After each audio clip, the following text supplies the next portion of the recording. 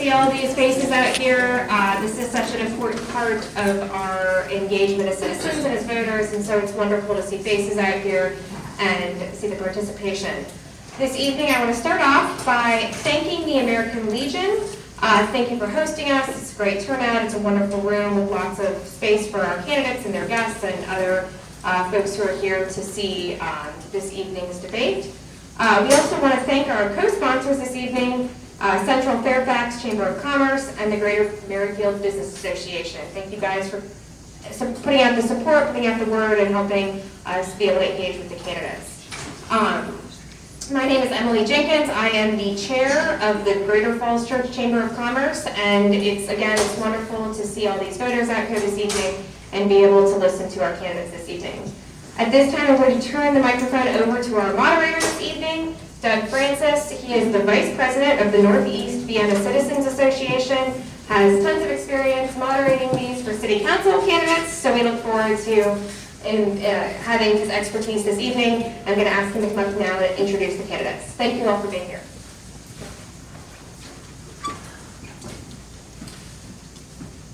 Thank you and welcome. Thank you, and I'm glad you're attending this night.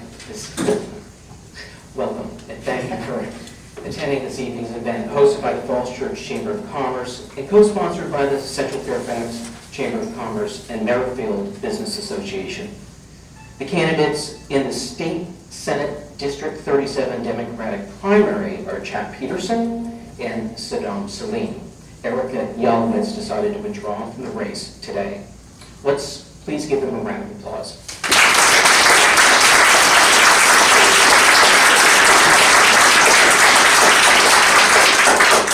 The Democratic primary will be held on Tuesday, June 20th, 2023 from 6 to 7 p.m., 6 a.m. to 7 p.m. at your regular polling place. Early voting begins at Fairfax County Government Center starting May 6th. The voter registration deadline is May 30th. I'm Doug Francis, Vice President of the Northeast Vienna Citizens Association, and I've been asked to be the moderator for tonight's forum, where the candidates will introduce themselves and answer a round of questions provided to me from the Falls Church Chamber of Commerce on a variety of important topics.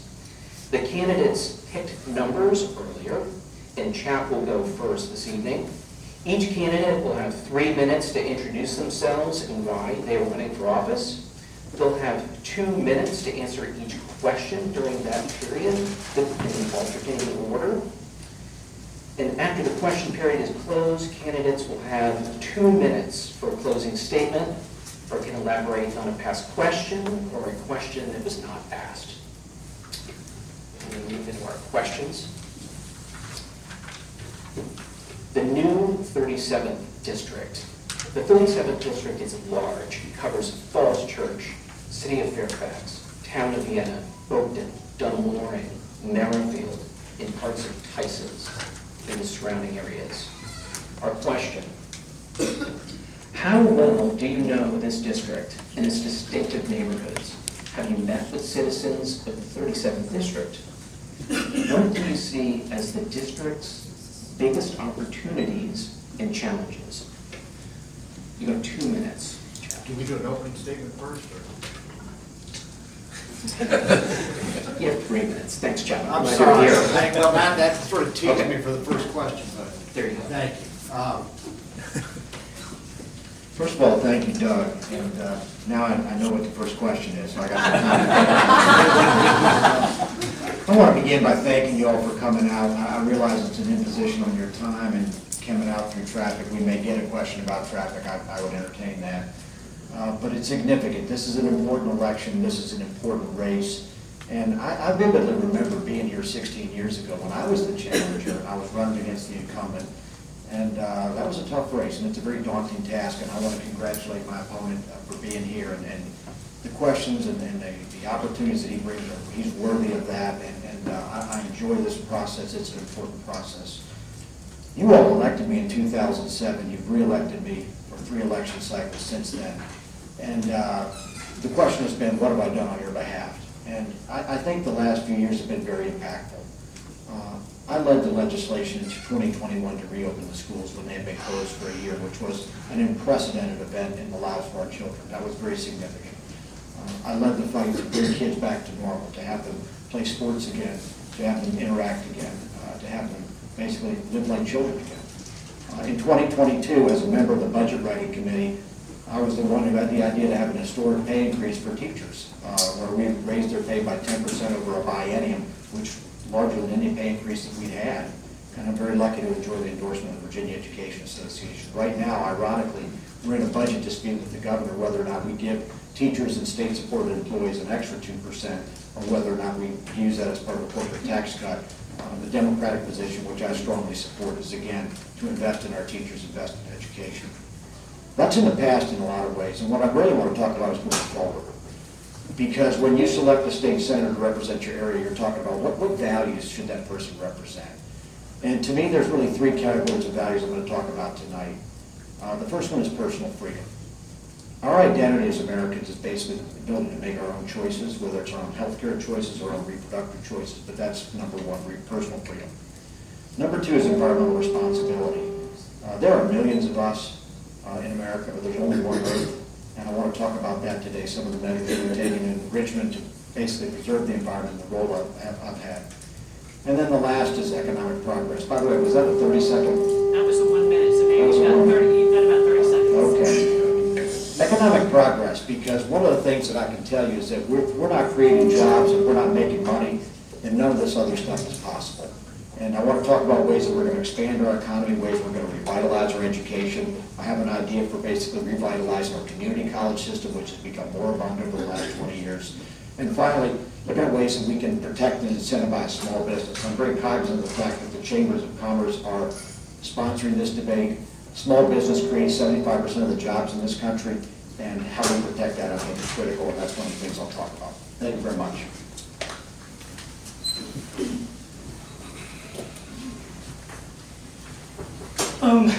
First, I just want to say thank you to the Chambers, thank you to you all taking the time and coming here, and especially to Erica, who decided to suspend her campaign and support me in this race. Now, I'm running because we need to focus on Virginia's future. We need leadership that is actually leaders in the communities, not just public figures. And I have to tell you the story of how I got here. As a 7-year-old boy back home in Bangladesh, I went through a drought followed by a flood where my family experienced for the first time climate change and what that really meant for my family. That was the moment my dad decided that he wanted to do better for his kids. He wanted to ensure that his kids had a future. He picked America. That was the land that everybody wanted to come to. As a result, we landed in DC in the summer of 2000, where, I thought that was the best summer of my life. But you fast forward that a year forward, and we were homeless. On the streets of DC, that's where Fairfax County took us in. People took us into their basement, into their living rooms, and we were able to work our way up through that system, along with making sure we got affordable housing. While that took place, my mom found out through affordable health care through the county that her abdominal pain was just more than just being, just pain. From there, because of that, she needed life-saving surgery. As a result of that, I stayed back home, went to Northern Virginia Community College, and then did the 2-year, went out to George Mason University.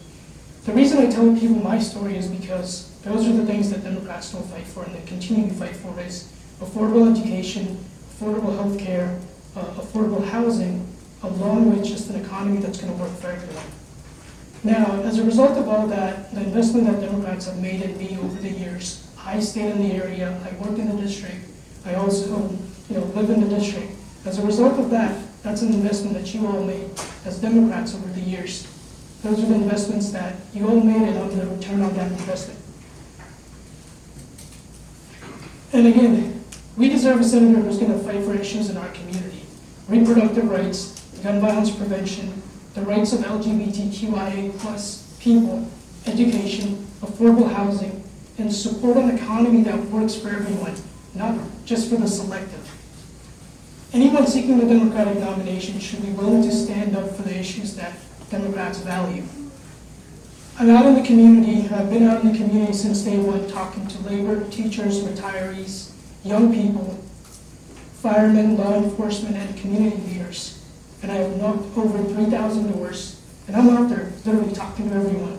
And the message that I continue to hear is that people want a Democrat who support their values. Thank you.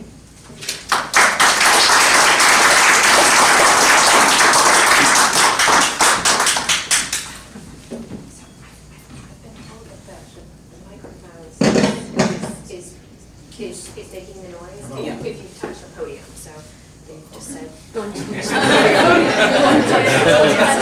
podium. A lot's going on here. Okay, we have a lot of questions to go through, so I'm going to review that one question that we started out with. So how well do you know this district and its distinctive neighborhoods? Have you met citizens in the 37th district, and what do you see as the district's biggest opportunities and challenges? Chap. Okay. Well, first of all, the question is, how well do you know the district? Well, I grew up here, and that's not a qualification for office, it's just a reality. I went to Fairfax High School, and when I got engaged to Sharon, we moved back to Fairfax City, I started a law practice, and I've represented literally thousands of local businesses, and I see many of my clients in the audience tonight. And that's really how I've interacted with the community. I've also coached football, I've coached soccer, attended church, and you name it, been involved in the community. But the real way that I know people, and you know this, is by going door to door. And my colleague has knocked on 3,000 doors. I've knocked on probably 103,000 doors over 22 years. And I never stop knocking on doors. And the thing about knocking on doors is it brings a humility. Because when I approach somebody's front porch, I do that as someone who's seeking to be a servant to them, seeking to be accessible to them, seeking to be useful to them. Now the question is, how well do I know the district? I know it very well. And how do I see the opportunities? Well, we have so much human capital with Tyson's Corner, so much human capital with Mosaic. One thing that never ceases to impress me is the number of people that have chosen to move to this community from foreign countries. And by the way, I congratulate Saddam and his family for being here. And I think that's part of the beauty of this area, that we have people that come in are not afraid to challenge the incumbent. I challenge the incumbent too. Now granted, my incumbent was Republican, so a little bit different. But that's part of the value of this community. So I look at ways that basically we can partner with international, the community, we can partner with international capital. We have Dulles Airport, which is so close, it can bring pretty much any capital in East Asia within a 12-hour flight.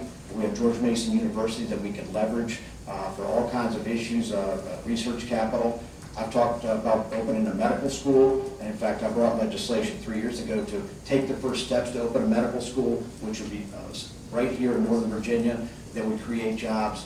So these are some of the ways that we can unlock the potential of the 37th Senate District, and I'll be happy to do it. Thank you.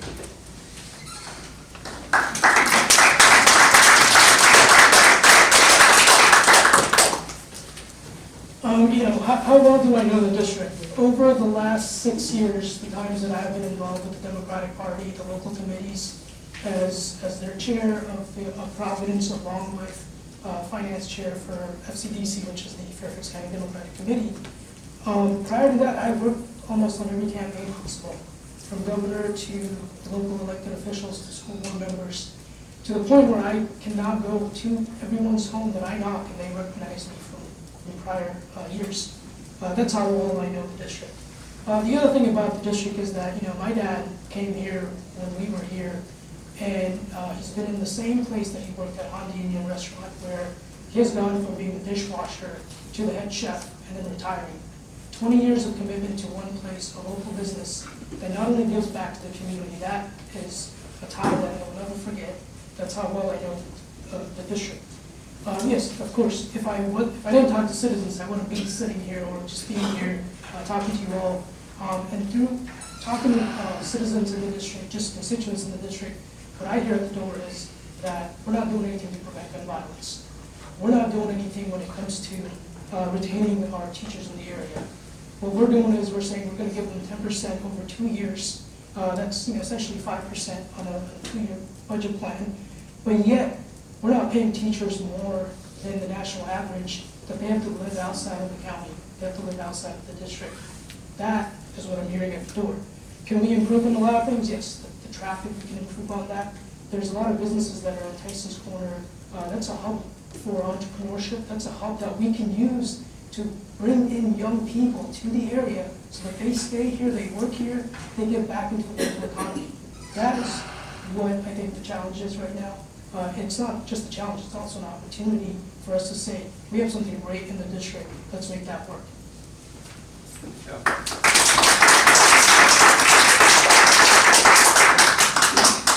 Our next question is about policy goals. What are your top 3 policy goals? Okay. And if the candidates could speak directly into the microphone while not touching the podium. That would be great, especially So just if you do could that. speak a little closer to the microphone, folks in the back are having a hard time hearing. Carry on. Okay. So, What are the top 3 policy goals? Well, I think one of the easiest way to answer that is to look at legislation I carried in 2023. And I know we have folks here that are members of AARP. And I carried the bill, Senate Bill 957, which for the first time allowed us to negotiate and use federally negotiated prescription drug prices to reduce our Medicaid drug prices and to reduce drug prices in the private market. And you may have gotten a mailer from a group called Freedom Virginia, which has endorsed me and named me as one of their top legislators because I carried that legislation.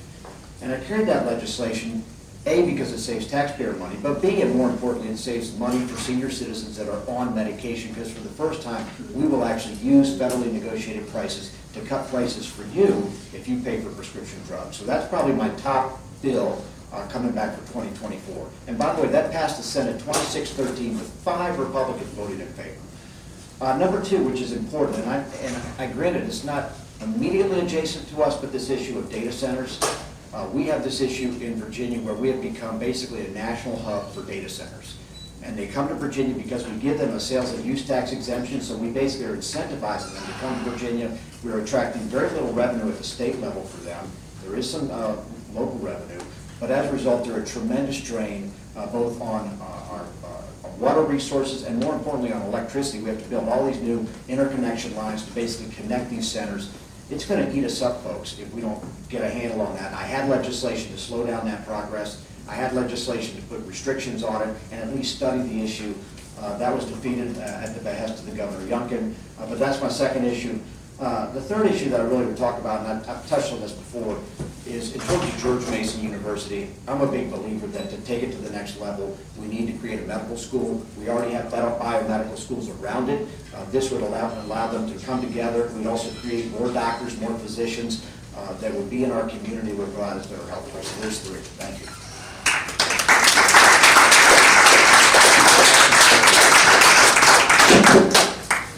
I won't touch the podium this time.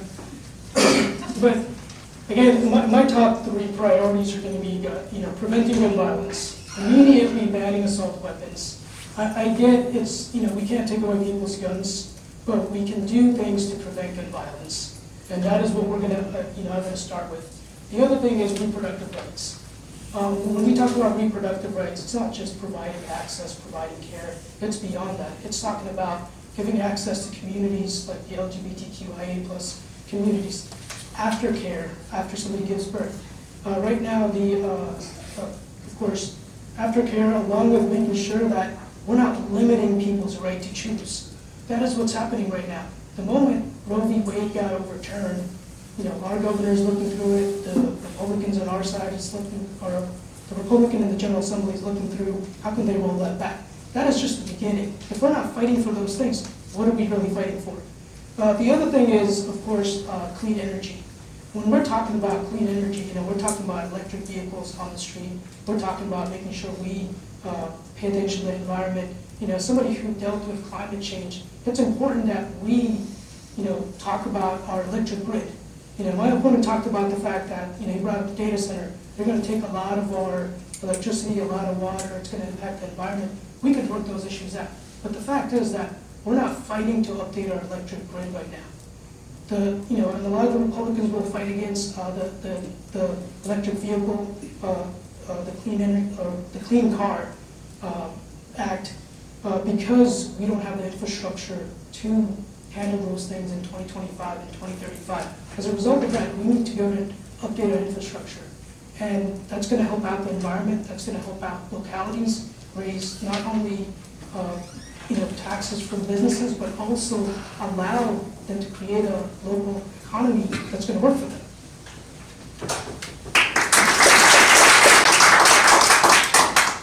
Okay, education and workforce.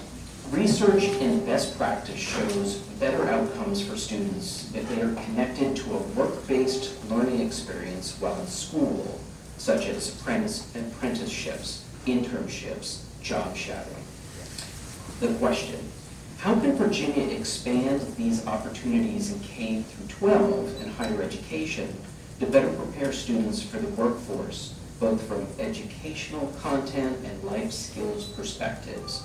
What is the best bang for the buck to create a well-trained, skilled workforce? Chuck. Okay. Am I gonna lead off every time? or- Yeah. Just go with it. All right, well, I guess seniority has its privileges. Okay, the question was about vocational education, education workforce. And actually, I think that I'm glad to have that question because one of the issues we have is we still have the same educational format that we had when I was in high school back in the 1980s, which is you take certain classes through 9th, 10th, 11th, and 12th grade, which may or may not prepare you for a career. And we have not put enough education, we're not putting enough emphasis on vocational education. We haven't put enough emphasis on learning outside the classroom. You know, one of the ideas that I actually had this about 5 years ago, and I sort of floated as a pilot project, was taking the last semester of your senior year. By the way, is my son here? Raise your hand, Thomas. Last semester of senior year tends to be a waste, okay? Don't tell them I said that. But actually taking these children and getting them outside the classroom where they're working on an internship, they're working in a shop. If they're interested in planes, they're working on planes and learning the mechanics of it. Get them out of the classroom. Get them doing something where they're actually learning what it's like to get up at 7 in the morning and go to work, okay, and have to report to a boss. That's all very important. So that's one of the ideas I've had. I gotta be honest, I haven't quite fine-tuned it where it's ready for prime time, but that was a pilot project that floated 5 or 6 years ago. I would love to bring that back again. The other issue is, and I've sort of teased this, but I'll go ahead and announce it. I think that community college ought to be free. And right now, we collect about $300 to $350 million a year annually from community college. The money is not that big a deal. We could probably recoup that with a half-cent on the sales tax. The point is that we have a whole generation between the ages of 18 to 24 that are not getting educated and are not getting into the workforce properly, mostly boys, by the way. And we have to find a way that they can get a vocational education where they can be active and they can basically merge seamlessly into the workforce. We're not reaching them right now. So again, if we allow community colleges focus on vocational education, if we make it free, so they're not wondering where the money's from, I think that would make a huge difference, just as the community college system opened in the 1960s, and that made a huge difference in this state. Thank you.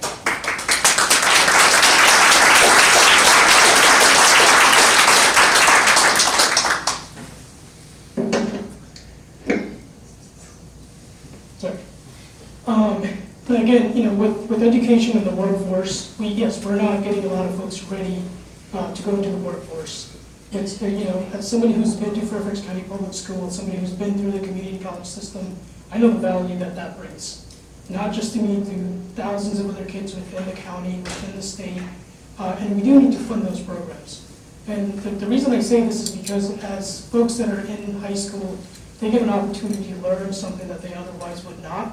And we have to be able to use all of our folks, the businesses that are in Tyson's Corner. That's a lot of tech firms, that's a lot of financial corporations. Those are folks like, the firm I work for is in the district where, we would love to partner up with a lot of local high schools and provide them with credits, along with bringing our expertise and sort of showing students that there is a way they can get into different industries without going into debt and coming out of college 4 years later with $150,000 in debt. I went through that. I went through community college, came out, went to George Mason. When you go through our community college system, there's a guaranteed admissions where you do get to go to a state college without paying the price of the tuition that you would have paid if you went 4 years. That allows you to have zero student loan debt coming out of it. So that's the important thing that we need to teach folks in high school to sort of open up their minds to allow them to realize that there are other options. And of course, trade schools are something I think our community colleges should be picking up programs. We have labor forces, labor unions where they have a lot of work, but they just can't find people. They are not able to find the right type of people. If we partner up with those folks and allow them to come into our high schools, our community colleges, and sort of work out programs that will allow students to go from high school to workforce, to being in the area, to funneling things back to the local area.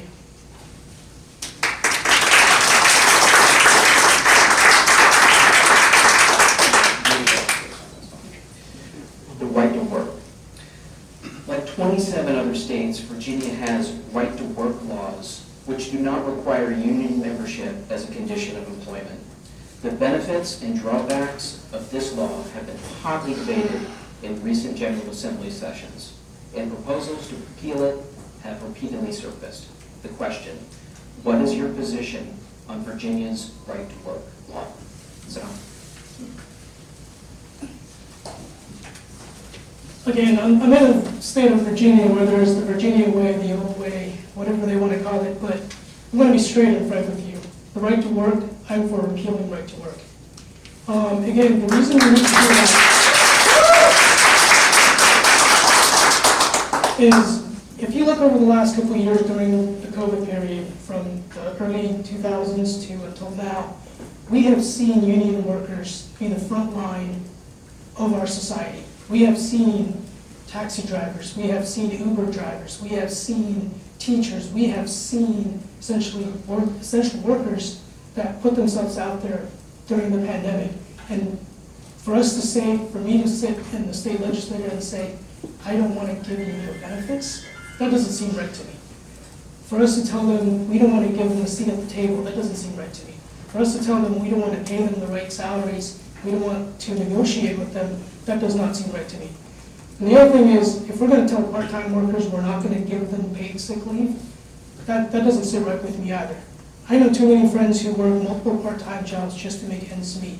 It's because of the area that we live in. The moment we start giving folks the right that they deserve is the moment we're going to see that they can afford to live in the area, they get a decent living wage, they get the ability to also contribute back to our society and our economy.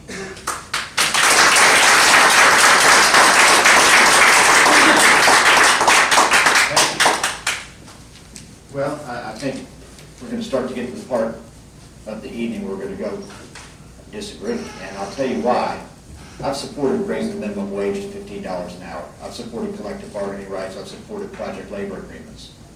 But when you say you support repealing right to work, what you're saying is that somebody can't work in an industry unless they agree to join a union. And that's a much different thing, because again, I've talked about freedom of choice and why freedom of choice is important. And one reason we've been able to attract jobs to this state is because we've given people freedom of choice.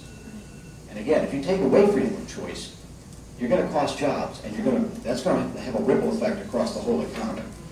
Now, it's funny, talking about part-time workers and giving them paid sick leave. Part-time worker could be anybody. It could be an Uber driver. It could be the kid that mows your lawn. It could be a babysitter.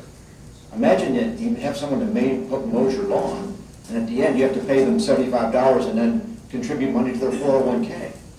The bottom line is our economy works best when we give people options. Now, of course, we have industries, and we have people that work in healthcare, and we have people that work in grocery stores, and they need to be there physically present. And they deserve to have paid sick leave, and I have voted for bills, and we have passed those bills that were supported by organized labor. But simply making that a one-size-fits-all across the economy, well, you want to drive jobs out of this community, that's one way to do it. So, listen, at the end of the day, I know I could probably get a lot more applause if I said, yeah, let's repeal right to work. But I'm going to do what's best for the community. And what's best for the community is to keep a community that is friendly to small business. And I think what my client or my opponent has suggested is not friendly to small business.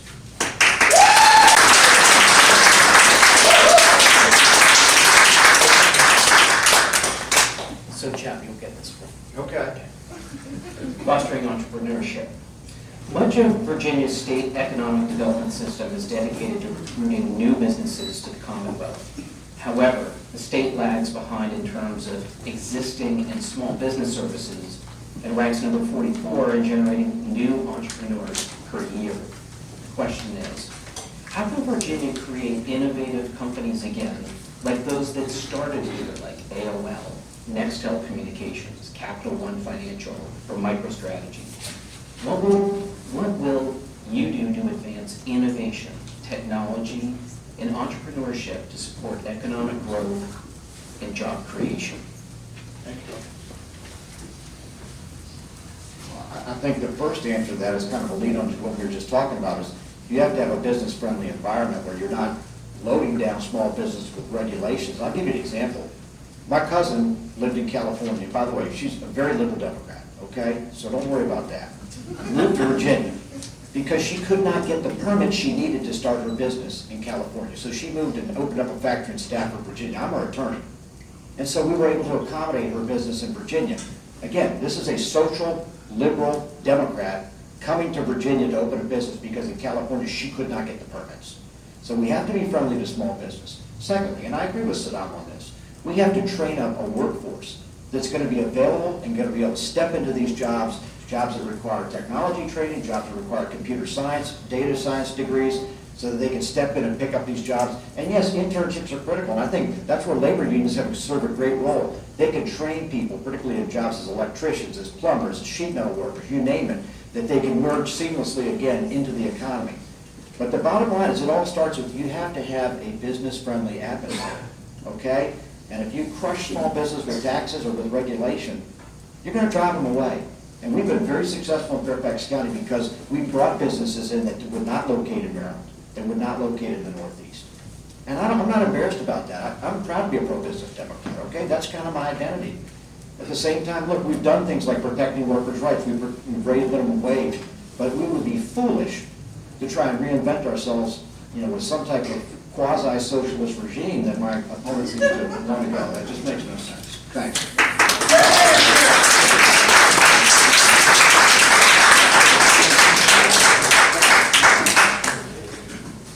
Now, again, we're not trying to hurt small businesses. We're trying to make sure that the employers, the working class gets their fair share of the pay. But when we're talking about entrepreneurship, yes, the state does lack a lot of bringing in new entrepreneurs in general. And, for entrepreneurs to be successful, they really need resources. They need existing resources that they can count on. They can go to the state and say, hey, there's X number of funding that's available that they can tap into without saying, oh, I'm worried about funding that's going to cost me, $100,000, $200,000 to get my startup started. As a result of that, one of our problem that does exist is the lack of young people in this area and bringing in young talent. And that reason is because we don't have incubators, we don't have technology hubs. George Mason recently got one. I know William and Mary has one, but those are only few throughout the Commonwealth. We need more of those to ensure that folks stay here. And of course, the state also needs to allow localities the ability and, of course, fund creating vibrant downtowns filled with arenas, parks, breweries, arcades, to allow young people to stay in the area, to allow them to sort of thrive without having the cost of, let's go and start a business here and then move 20, 30 minutes away from here. Again, what that's going to do is lower the cost for them to live here and make it more affordable for them to start their business. And that's what it's really about, making sure people get the right opportunity, not to say we're going to hurt other businesses.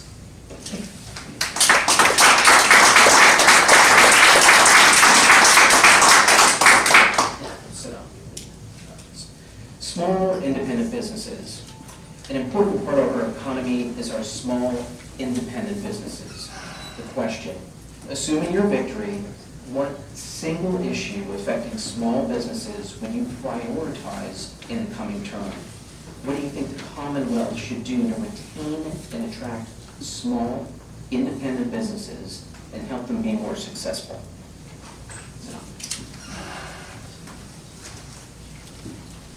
So as someone's parents who has worked at many different small independent businesses that are owned by individuals along with other families, there's one thing where they lack is the resources. A lot of small businesses don't have the time during their day to go out and say, hey, we're gonna get the resources that we need. We're gonna have to talk to our lawyers, whoever, at the state level. The state needs to make those resources available. for small businesses, allow them to tap into funding, get state-funded loans that are available to them so that they're not having to go to a big bank, they're not having to go somewhere else where they're getting it at a higher rate than they can get anywhere else. That allows us to not only attract independent small businesses, but also keep them here because they know they're getting a better deal than if they go to another state, if they go somewhere else. And of course, allowing them to turn their small business into being a little bit bigger if they wanted to. Giving them that opportunity is what's going to keep them here, not saying, hey, we're going to not regulate, we're going to deregulate things out, but it's allowing them that opportunity to choose how they're going to run their business, along with making sure funding, and that's something that Richmond can do, is make funding available at the local level to allow them to determine how they're going to send that to small businesses.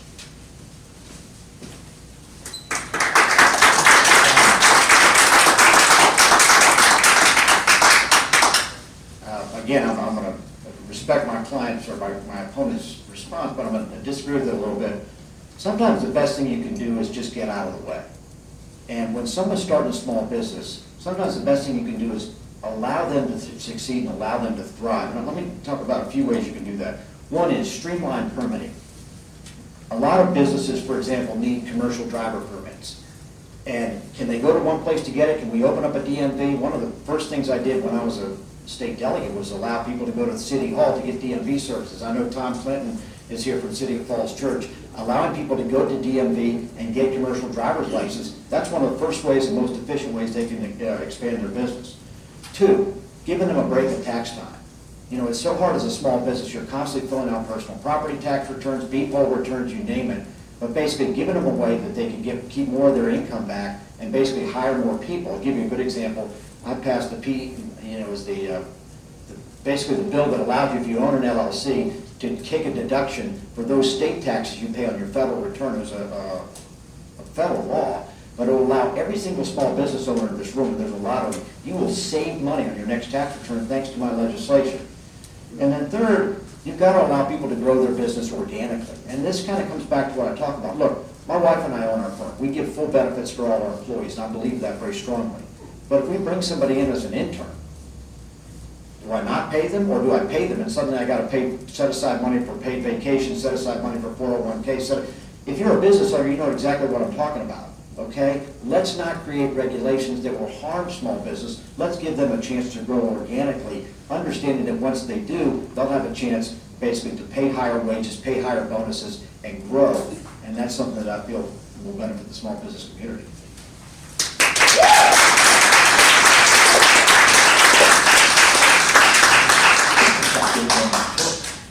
Energy needs, a growing Virginia, growing population, growing businesses, growing jobs, and growing economy must prepare for the infrastructure and energy needs of tomorrow. In 2020, General Assembly passed the Virginia Clean Economy Act, which mandated a goal of 100% zero carbon energy generation by 2050. Here's the question. What will you do to ensure our energy stays reliable, sustainable, and affordable? Well, that's easy. All right. Well, we could spend all day talking about energy, and obviously that's been one of my focuses. We haven't even talked about Dominion Power, but let's go back and sort of understand the ambit of what we're talking about. The Virginia Clean Economy Act we passed in 2020 that basically made a goal of moving all of our energy to renewable resources by the year 2045. Now that's an enormous task. We're getting there bit by bit. We've started with offshore wind, we've brought in more hydro, we're siting more solar. We need to become more efficient in how we do that. We have to build up the grid to do that, but we're on the track to get there. We're moving to electric cars, we're building the infrastructure to do that. But one of the things we also have to do is we have to encourage more conservation of water, more conservation of energy, all of it. We started with the renewable portfolio standard. Actually, that was my bill 17 years ago, or 16 years ago, was to have a renewable portfolio standard. We're getting there. At the end of the day, I do think, though, we have to have a grid that has a multiplicity of resources, okay? We have to have a multiplicity of resources. I think it's an important goal to get to 100% renewable, but at the same time, I also think that renewable needs to be competitive. We need to encourage competition.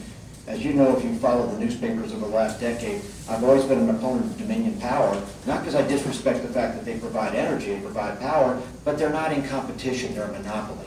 And at the end of the day, in America, we need competition.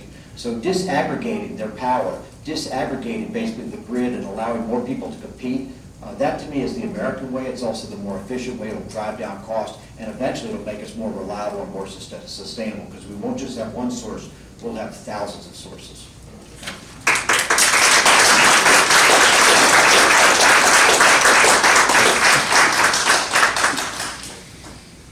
Now, with environmental policies and of course with keeping things, when it comes to our energy grid, we have seen over the years how our governor has continued to attack RGGI, which is the Regional Greenhouse Gas Initiative. And what that really does is that helps us reduce our emissions intake. And of course, when it comes to making sure our energy needs, we have to make sure that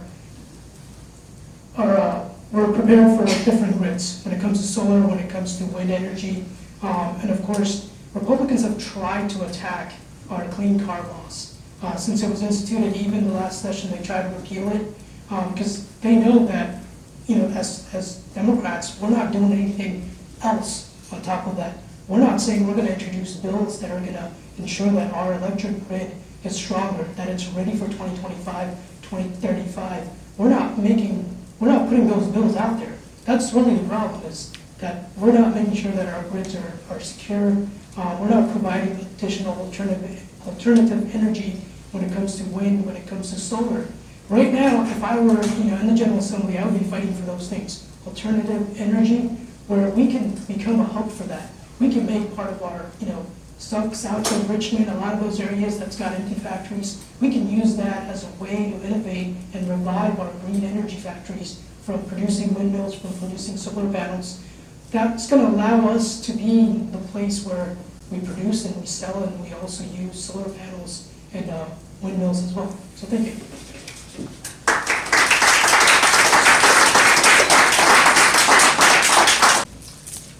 Childcare costs. Access to reliable and affordable childcare is a necessary precondition for the financial stability of working families, as well as our region's economic growth and competitiveness. Recent surveys indicate childcare costs in Virginia are topping all other household expenses, including college tuition, and that these costs continue to outpace inflation. Here's the question. As Virginia parents continue to face the challenge of finding and affording high-quality childcare, how would you address this issue if elected? Is there a role for public investment in childcare as a way to help families contend with rising childcare costs?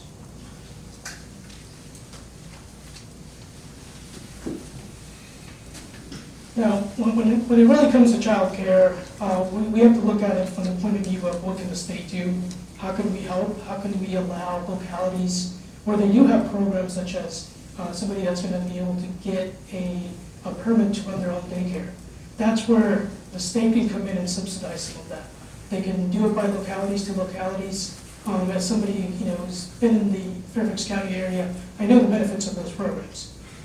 State, again, from their perspective, they're able to fund some of those subsidies, allow localities to figure out what they want to do with that. And of course, the other thing is tapping into our businesses that are in the area. We have a lot of businesses in Tyson, we have a lot of businesses throughout the Commonwealth. At the bottom of those floors, we can, talk to them and say, hey, let's turn those into daycare. That's going to allow parents to drop off their kids without having to think about the burden of that cost. A lot of those businesses, if we are able to work it from the locality level, they will, make that work.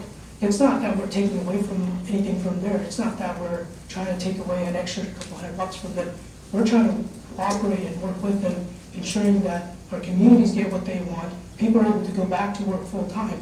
A lot of times right now, what parents have to make a determination is that the rise of child care, do they stay home with the kid, or does one parent work and the other one stay home?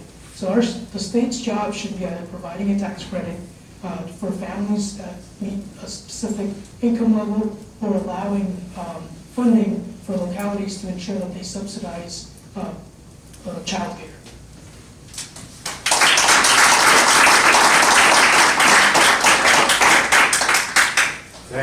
Well, I have some of my employees in the audience, and so I should probably bring them up to talk about childcare, because it's a huge issue. And my wife and I have raised 4 children. Well, I've got at least 3 of them in the audience. And yes, you're always trying to find that balance. The role is, the answer to your question is yes, the state can do something. I think tax credit's an obvious one, allowing families, if they spend money on childcare, to take that as, a portion of that as a tax credit against their state taxes. The other thing was just expanding education opportunities for those children that are ages, say, 4, 5, and 6. I mean, one of my first bills when I was in the legislature was all-day kindergarten. Remember, kindergarten used to be half-day. We made it all day. And we also instituted that in Fairfax City. It was one of the first things that we did when we updated our elementary schools. Head Start. Head Start should be expanded. Head Start should use private areas. Head Start should use churches, allowing more families access to Head Start again, so mom and dad can have more of an opportunity to work. And then the last thing, and it's ironic because this is not for me, but a lot of people took advantage of it, is allowing more people to work from home. We need to do that as a state workforce. We need to do that as a local workforce. Now, again, my employees are probably going to say, well, Chap, you want us there every Monday for the meeting, okay? Guilty. And then face-to-face interaction is important, but also employers need to realize that flexibility when working from home is something that's important for working mothers and for working fathers. And again, we can set that example at the state level and through state agencies, and thereby give more accessibility to that aspect. Thanks.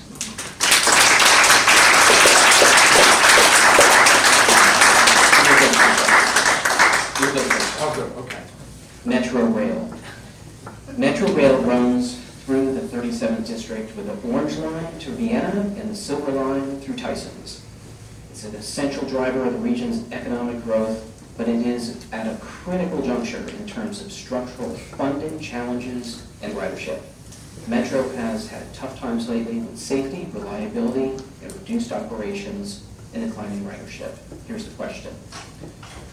What is your position on future of long-term funding for Metro Rail, and what would be more, and what more should the Commonwealth be doing in terms of accountability?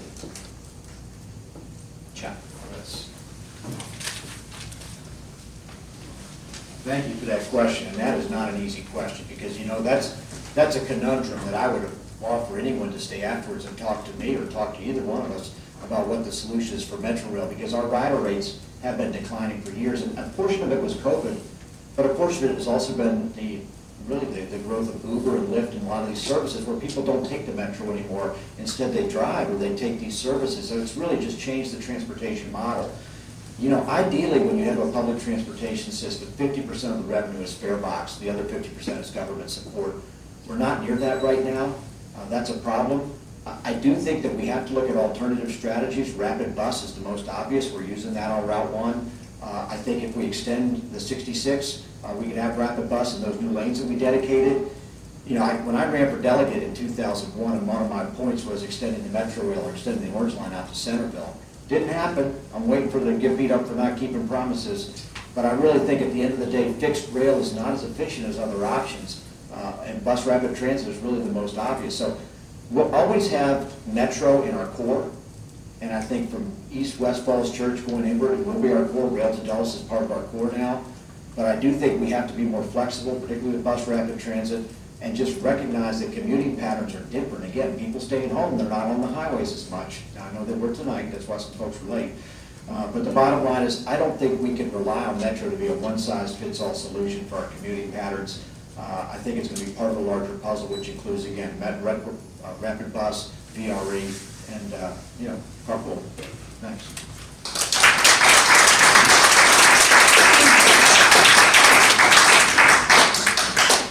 The first time I ever actually learned about Metro itself was when I did a project for my master's at George Mason to learn about the fact that we're going to get a Silver Line extension.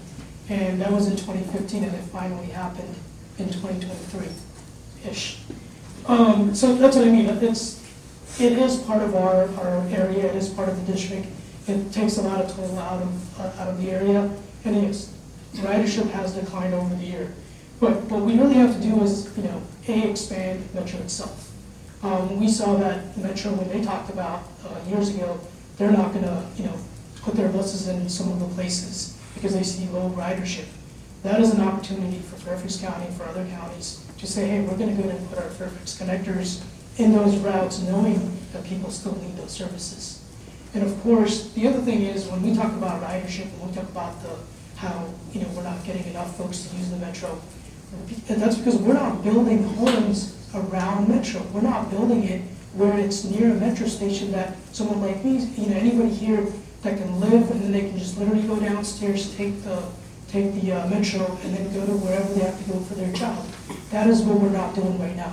Yes, did we build it around Tyson's, around the businesses? We definitely did, and we can definitely build it around communities of color, around folks that really could use the metro, that could benefit from. Thank you.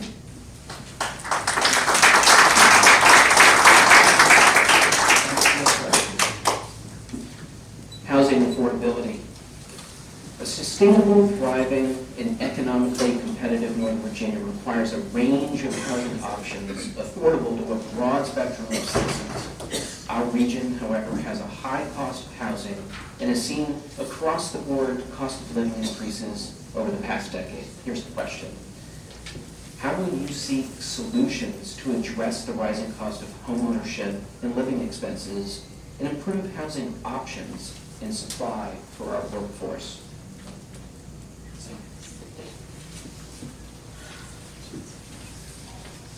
Again, as somebody who grew up in affordable housing, I feel like, that's something that's going to keep going with me.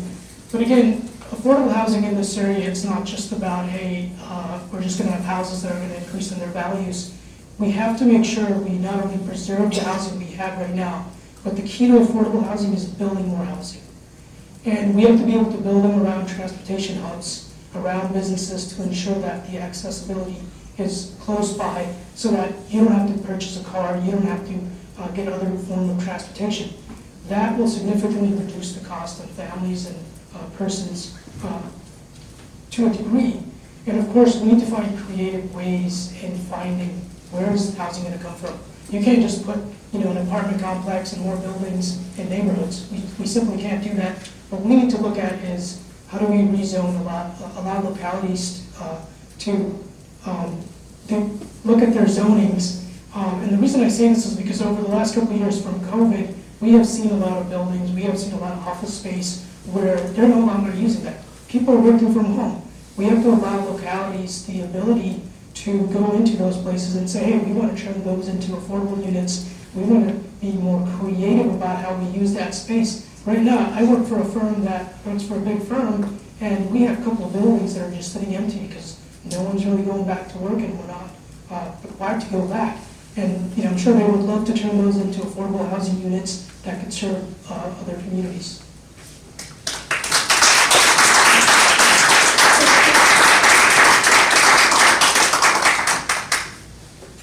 I'm going to agree with Saddam. I think local flexibility here is important, and let me give you 3 examples where we could use that.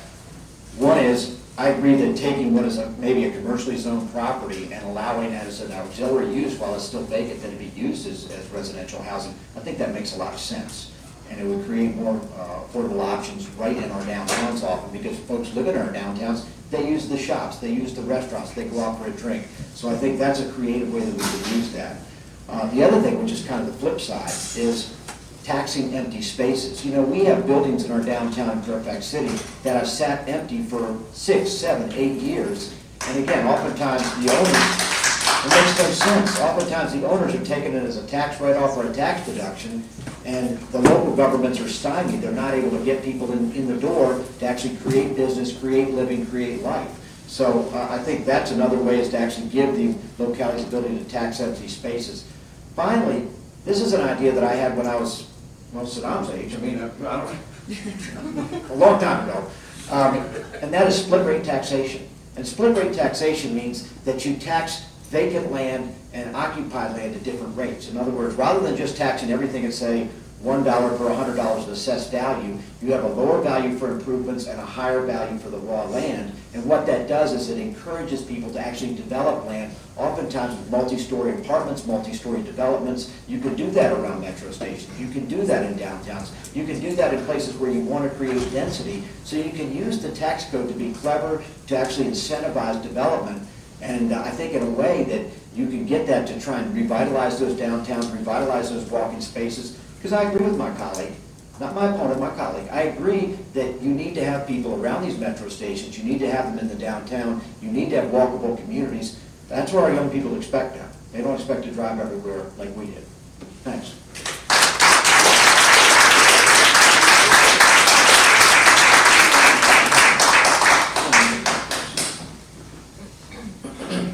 Reproductive rights. In the wake of last year's U.S. Supreme Court decision to overturn Roe v. Wade, a number of states have begun enforcing abortion bans. Virginia allows abortion in the first and second trimesters until about 26 weeks, and then the third only if the mother's life or health is at serious risk, as certified by 3 doctors. During the 2023 General Assembly session, Virginia Senate Democrats defeated 7 bills that would have restricted abortion access in the state. Here's the question. Where do you stand on access to sexual and reproductive health care for women, including birth control and legal abortion access? How do you see the conversation unfolding over the next 4 years in Virginia? Chad. Well, I think you kind of teased my answer there a little bit by saying we had multiple bills that came over from the House that year that we defeated, that were in the post-Roe sort of flurry of bills to restrict reproductive rights and abortion access.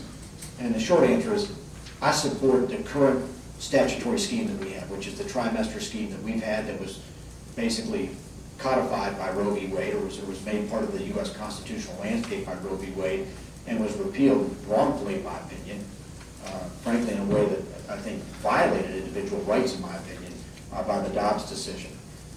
Having said that, the question is how do we go forward? And I do think at some point we need to have a constitutional amendment that basically says reproductive decisions should be made by the woman and not by the legislature, but they should be made by the woman in consultation with their doctor. We passed that type of constitutional amendment from the Senate. I believe it passed on a party line vote, obviously died in the House. And if we pass it, it doesn't automatically become law. We have to go to the voters. But I do think at some point we will need that to just lock that in. So if we're not going to have it in the United States Constitution, at least we'll have it in the Virginia Constitution.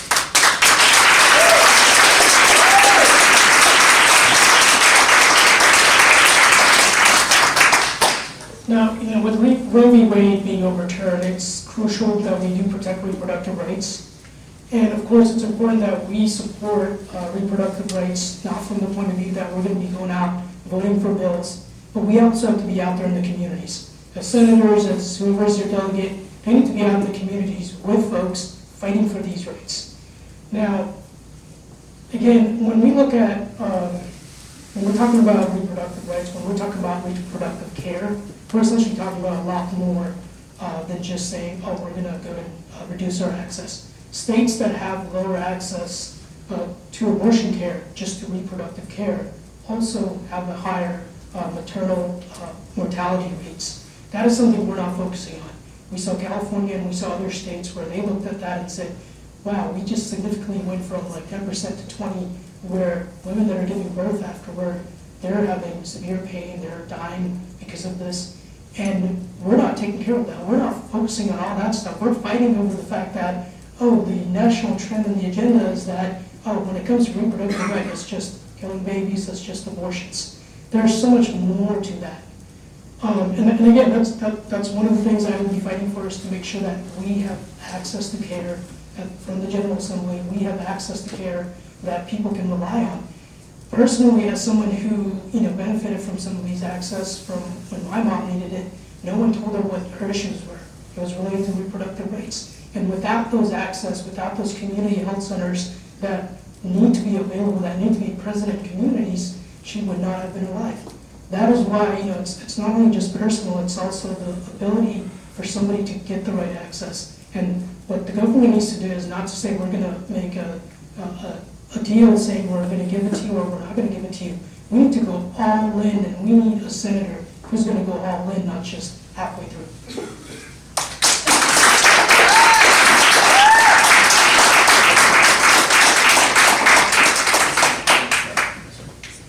Inflation challenges. Lower income households spend more of their budget on goods and services that are heavily impacted by inflation, such as food, gas, and housing. These families face tough choices, such as whether to buy enough gas to get to and from work, and how to buy enough groceries to feed their families. Here's the question. What tax relief measures should the legislature pass to provide immediate relief to the Virginians most hurt by inflation? So we have seen in the last year or so that folks did get a tax relief. That is something the state can look at to see where we can help. Right now with the surplus, the state is looking at, do we give corporations a tax credit, or do we help out teachers or just people in general? That is something we need to look through to see how we can help families that really need the help during times like this. And of course, finding creative ways, giving tax credit, along with making sure that we suspend some of our local taxes that they would be charged when it comes to essentials, when it comes to purchasing clothes, when it comes to purchasing food. That way the state is not taking a big hit, localities are not taking a big hit, people are right now suffering. If they're not working, they're not doing anything, they're just essentially trying to figure out how do they make ends meet. And these are just families that live in the area, whether you're wealthy or not, that's what they really care about. The other thing is when we look at our corporate taxes, when we look at our Virginia State's income taxes, that has not been updated for a very long time. That is something General Assembly should be looking at, is how do we look at that? Did we account for inflation that took place over the years when we're talking about the tax bracket? We need to look at it from the point of view that folks that are in the tax bracket are paying their fair share of taxes, along with making sure folks that really can't afford it, that are impacted by inflation, get the opportunity to pay less than they needed to, or to pay the right amount. The other thing is, right now, when we talk about inflation, we're talking about unemployment. A lot of people in unemployment will need to file a claim with the state.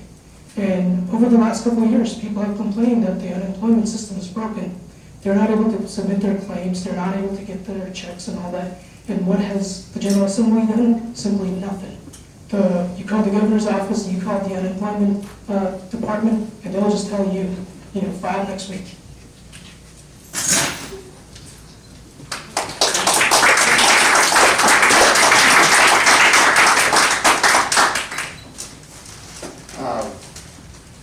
Let me start with tax relief. We have voted for tax relief, and I've supported tax relief where it's targeted to people that needed it the most. We reduced taxes on groceries. We eliminated the state sales tax on medicine. We raised the minimum standard deduction. That was my legislation, which, by the way, across the board cut taxes for every working person. And my goal is to get the minimum standard deduction so it matches up with the federal standard of $25,000 per family, which would be a tax reduction for every single person in this room. And pro rata would give the most benefit to people working, obviously hourly wages, working at the bottom end. We've reduced taxes on military retiree pay. A lot of states don't tax military retirement pay. We're reducing it, and again, we're trying to be competitive. We have an enormous military retiree population. I'm going to guess I got some folks in the audience who are military retirees, and again, we want to stay competitive. Now, having said that, if we cut taxes for everybody, we're not going to have enough money to do anything, okay? So it's a balance. And it's funny, my colleague talks about raising the income tax or making the income tax more progressive. Well, if you make the income tax more progressive, where do you think that money's coming from that's going to go to Richmond? Right out of Fairfax County, folks. And so one of the things we have to be cognizant of is, my job is to be an advocate for this community, okay? And I remember having a battle with Mark Warner a generation ago, where when we raised the sales tax for public education, I would not vote for it unless the money went back on ADM, average daily membership, and not the local composite index, so we would actually get a share of it in Fairfax County. So sometimes that can be a pain, okay? And I'm sure people were like, you're not a loyal Democrat, okay? Because I was fighting for folks here, children here, families here, taxpayers here. So if we do change the rates, I'm fine with that and make it more progressive, but make it in a way that we get our fair share back in Northern Virginia. We're not just sending money down to Richmond and we'll never see it again.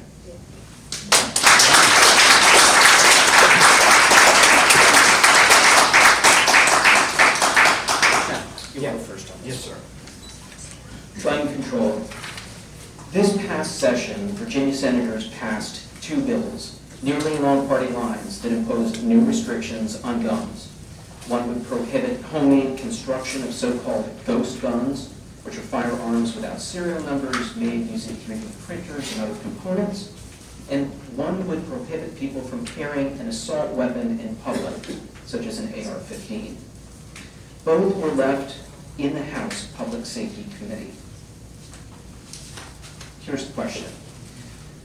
What is your view on current state laws and regulations in Virginia, and what would you propose to change in the next session? Sure. Chaplain. Thank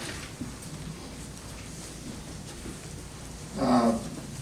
I think if I was to look at, first of all, gun control laws right now in Virginia, I think from the Brady campaign, we got to beat. Because we have updated all sorts of state laws, 1 gun a month, red flag law, criminal background checks, and a number of other statutes. I think the one that to me would make the most significance, and it was a bill that I had and carried over, it passed the Senate, then died in the House, was Senate Bill 1167, which takes indemnification, applies liability, basically liability against those companies which sell firearms which end up in the hands of felons, children, or people that are not qualified to own a firearm. And basically make them liable for negligence or gross negligence if they sell things, particularly over the internet, because that's where a lot of gun transactions are now taking place. Now, that got through the Senate, it died in the House, but one of the things I know as a commercial attorney is that if you make somebody liable for an action, they're going to stop taking that action. They're going to be especially careful that they give background checks, that they make sure these weapons are going to the right people. Now, one of the issues we have, and I'm sure everybody get hit on this, is on assault weapons. Assault weapons are already legal, and people have owned them legally and purchased them legally. We had a bill in 2020 which would have made it illegal to possess an assault weapon, and we defeated that. We actually carried it over to be brought back in 2021. It was not brought back, and so the law never changed. I have actually the Giffords report and the PAC response, which talks about assault weapons ban, which talks about future sale and manufacture. Now, we passed a bill that would have eliminated future sale and manufacture from the Senate. Again, it died in the House. So these are some of the methods that we can do to try and restrict gun sales. Again, a lot of it happens at the federal level for the reason that, you know, they cover all 50 states. We only cover Virginia. But I still think that making manufacturers and distributors liable for negligent sales and illegal sales is probably the #1 way to cut down on gun violence or having guns end up in the hands of the wrong people. Thanks.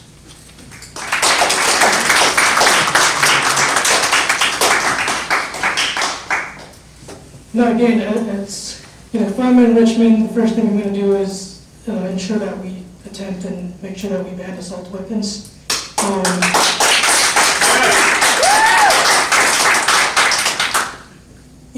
I never understood people don't use that to go hunting. People don't use that for anything else except for shootings that we have seen since 2007. But since then, we have seen more mass shootings than the number of days in the calendar. That is something that we really have to, prevent more gun violence. And how are we going to do that? We're going to ensure that when it comes to the waiting period, we're going to have to increase that waiting period so that there's an extensive background check. We're not going to be the senator who's going to water down background checks so that when it comes to somebody getting that check, they just go right through it. And of course, when it comes to concealed carry, support increased restrictions on concealed carry and higher penalties for violations for that law. So you got people in other states who are carrying permitless guns, who are carrying concealed carry. They could be bringing those over to our states. We don't have any measures to prevent that. That is something that we have to look into to see what are the ways that we can do that. Safe storage is another one. There should be no reason a child should be able to have access to a gun, let alone, bring that to schools. Growing up, I figured the school was the safest place. And since then, as soon as I look back, as soon as I got in high school, it has been one of the places where it's not safe anymore. Right now, you have kids in kindergarten, you have kids in preschool, private daycares where they will send out an email saying, we're going to do a, preventing a gun shooting incident drill. How's that for a 2-year-old, for a 1-year-old, or a 4-year-old? That's traumatizing. As a kid that I grew up in this area, I only had to do a fire drill. So those are some of the things. And of course, when it comes to red flag laws, it's not just having those on the books, it's allowing our Commonwealth attorneys, allowing our progressive Commonwealth attorneys to make sure that they implement those.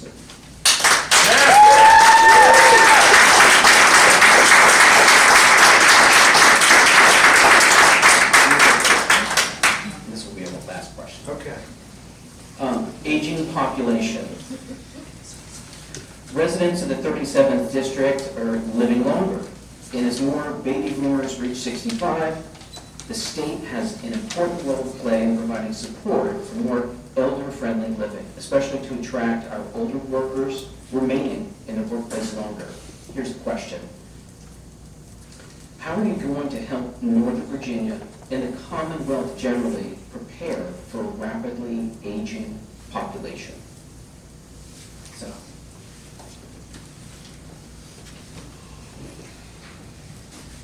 When it comes to that, we're looking at a lot of assisted living facilities, a lot of the homes that are being built, as somebody who grew up in this area, I see many of those get built throughout the Commonwealth. The state has to have the ability to work with not only developers, but localities to see where those homes are needed. How can we help them? And of course, allowing some of the elderly, some of the folks that are retiring to stay in the area. Right now, you have somebody who may have purchased a home back in let's say 20, 30 years ago for less than $150,000. They're going to be paying the taxes on that home through their local area, wherever they're at, of today's rate, not the rate that they purchased on. And they're living on Social Security, they're living on retirement, that's not going to be able to cover them. As a result of that, they're either moving out of the area, they're selling their homes. We have to find a way, how do we keep them here? That's where, when we talk about affordable housing, it's not just building more homes, it's making it affordable and preserving what we have. And the way we preserve that is allowing, localities, allowing the state to figure out a way to either incentivize or reduce the tax rates for certain folks who may have purchased their homes at a certain time, and of course allowing local government to determine those metrics. As state, we can say, hey, we're going to go ahead and fund certain programs. If you're able to bring in additional affordable units for whether it's young people or the elderly, we will go and tap into special funds that's going to help you out. Reduce the time that people have to wait to even get an affordable unit.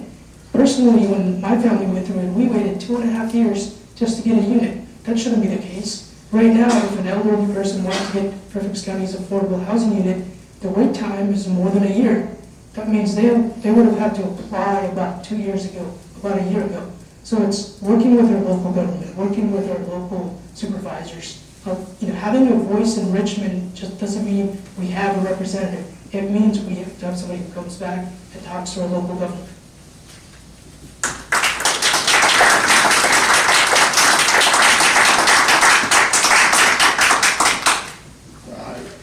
I'm living this reality right now between my mother and my in-laws and trying to coordinate care, trying to deal with people that are at the twilight of their lives, trying to respect their wishes, trying to respect their freedom. It's one of the hardest, raising kids is comparatively easy than taking care of your parents. It just is.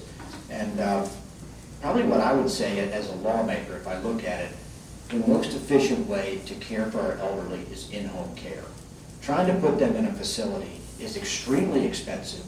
You're paying reimbursement rates, you're talking about construction, you're talking about the permitting again, but trying to let them live in their own home with dignity and trying to bring in-home care to them. I have actually fought for Medicaid to be more flexible, to increase Medicaid waivers for disabled children, but also for elderly adults, trying to bring in more assistance in their home. I've also been a fan of allowing more affordable dwelling units, going to localities saying, creating a grandma's cottage, creating an extra room on the house, giving more zoning flexibility, so again, elderly can stay with their families. I'm a big believer in that. You marry into a culture, and sometimes you become part of that culture. Parents live with the children in the culture that I live with my wife, and her parents have moved in with us and live with us. And it's been a beautiful experience for my children and for me. But it's important that we give flexibility zoning-wise to do that, but also we respect the fact that in-home care has got to be part of the solution. We need to fund it through Medicaid. We need to make it part of our insurance health plans. And that, to me, is really the only way at the end of the day you can solve this problem.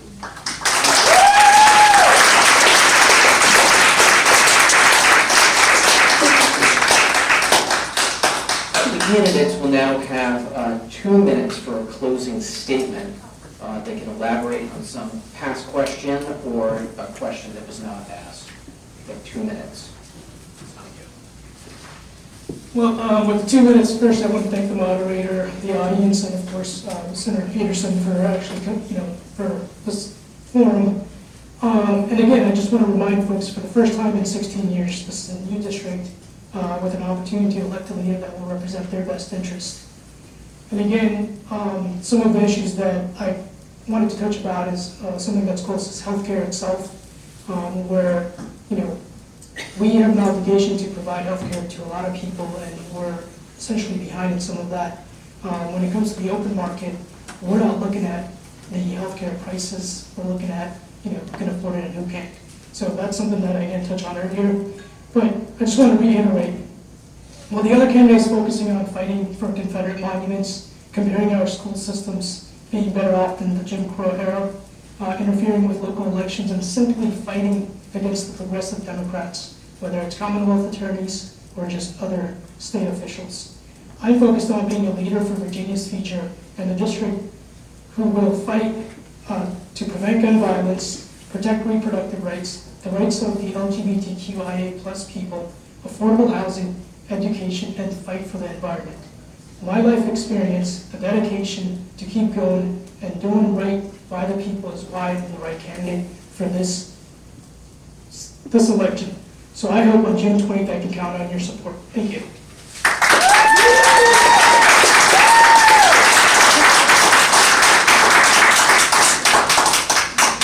First of all, I want to thank y'all for sticking in there. About 95% of y'all waited it out. We have people all the way in the back of the room. And I want to thank Saddam. I mean, he took a couple of hits on me, but that's good. That's what this is all about. And I want to thank my moderator, our moderator, for doing such a great job. I want to close actually with a little bit of an anecdote because it summarizes for me what public service is all about, why I do it. I ran for city council in 1998, and I knocked on the door of an elderly couple lived on Warwick Drive in Fairfax City, and talked to them for a while, and they agreed to support me. And the shopping center in front of them went through a redevelopment about a year later, and I came over with the plans, and we went through it, and I made sure that they had a buffer so that they were protected, and we became very close. And then in 2001, when I ran for the House of Delegates against a Republican incumbent, a little bit different, then I stopped by the house literally days before the election, knocked on the door. And the woman came to the door, and I said, I hope I can count on you and your husband's vote. And she said, Chap, you know I'm going to vote for you. She said, but you have to know my husband passed away last week. And I said, well, I'm sorry to bother you with this story. It's not appropriate. She said, no, it's fine. He voted for you absentee before he died. He knew he was terminal, and he voted for you absentee because he wanted to make sure you got it.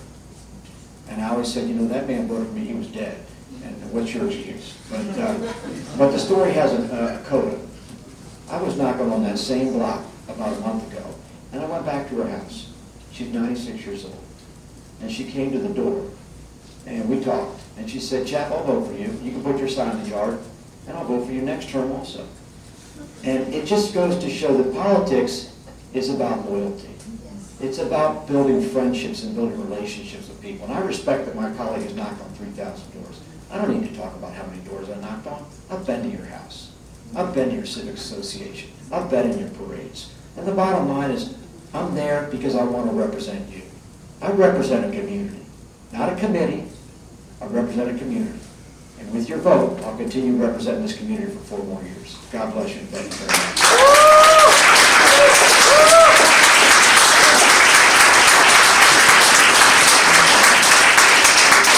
I want to thank both candidates, Saddam Sling, Chuck Peterson, for joining us this evening. Please give them a round of applause.